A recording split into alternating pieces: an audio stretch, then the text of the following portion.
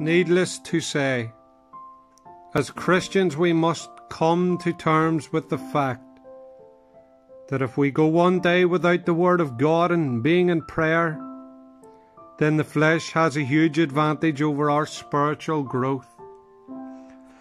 And when that happens, we tend to shelter ourselves from God by accumulating the desires of the flesh. We then act upon these sins and reap sorrow for our own souls.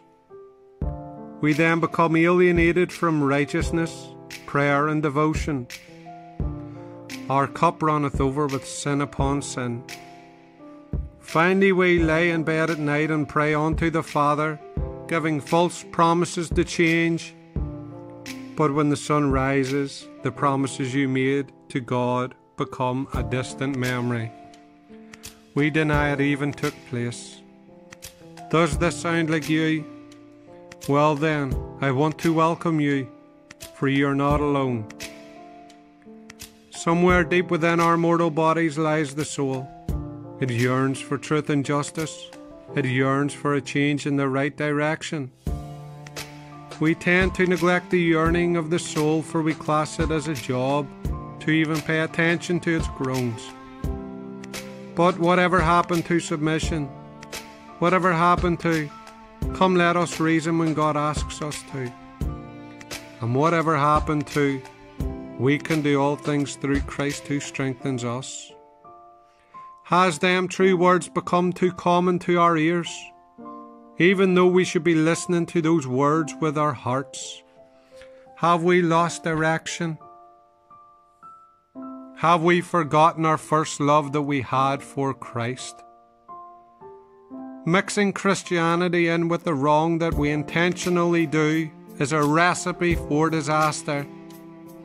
We won't only find it hard to get back on track, but we will forget where the right track even was.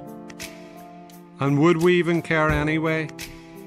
Would we rather not say at that point, God, keep knocking until I have my fill of the flesh? Then when self-destruction is set in, you can come and heal me. Oh, what wretched sinners we have become, making a mockery out of the living God, not even knowing because we are willfully blind that we will all stand before the judgment seat of God to give an account for every bad word and deed we have done in the body. If we don't change, then on that day we shall find out that God will not and cannot be mocked. He is judge over all the living things. But there's another side of God, and on this side there is hope, a hope of redemption, a hope of mercy and help. If we as blind guides could only open our eyes but for a moment and take a glimpse at Calvary, where God intervened on our behalf and became the Lamb that was slain. The pure innocence of the only begotten Son of God became sin in our behalf. As the nails were hammered in and the blood dripped down from God incarnate as he screamed, "It is finished," why do we stare into thin air and ask, what is finished? Look, people, there's a gate that is open for you and me, and that gate is the only way to true eternal peace. And no other way can we get through that gate other than Christ himself. Don't try to climb up over some other way, because the same is a thief and a robber.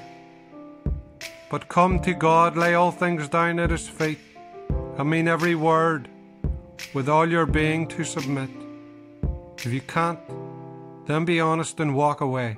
For thinking if you stay lukewarm will save you, will only get you spat out of God's own mouth. Don't play the fool and start living by the Spirit. You know you can do it.